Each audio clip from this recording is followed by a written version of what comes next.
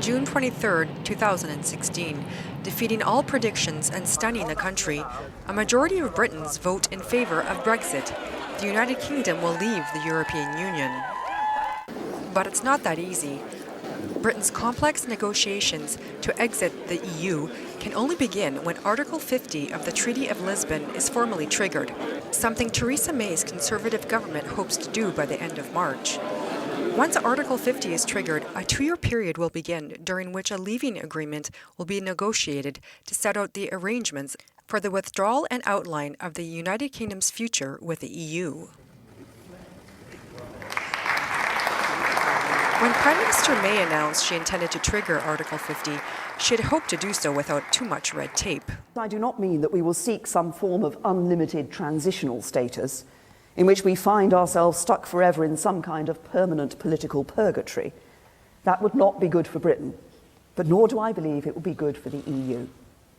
Instead, I want us to have reached an agreement about our future partnership by the time the 2-year Article 50 process has concluded. But she lost a political battle with a late January UK Supreme Court decision, which concluded that British Parliament must vote to trigger Article 50. By a majority of 8-3, the government's argument. If Article 50 is triggered by the end of March 2017, as May hopes for, Britain should officially leave the EU no later than April 2019. Even the opposition is on the same page. We will support Article 50 being triggered. We've made that very, very clear. That is the result of the referendum, and we have to respect that.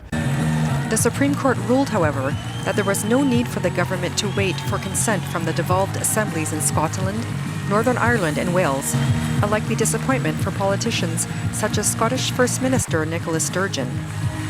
We think the fact that the Supreme Court did not uphold the Sewell Convention, which basically means they don't need to consult the devolved parliaments of Northern Ireland, Wales and, of course, Scotland, could actually trigger some tension, particularly with Scotland, and that this decision may sow the seeds of a potential second independence referendum for Scotland down the line.